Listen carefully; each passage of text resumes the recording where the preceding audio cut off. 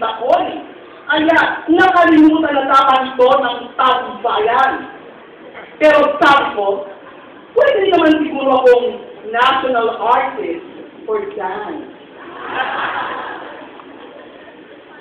Pero, nang kaharap ko na si Madam President, naisip ko, kung meron man dapat maging national artist for dance, aba si Madam President na ata yun.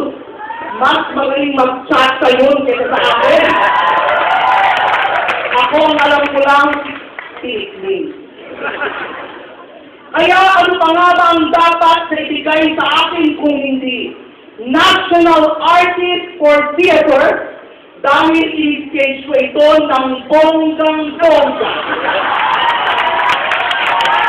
Siyempre, unang, kinalat ko muna ang balitang may cancer ako. Ang kaso, para nang maawa yung mga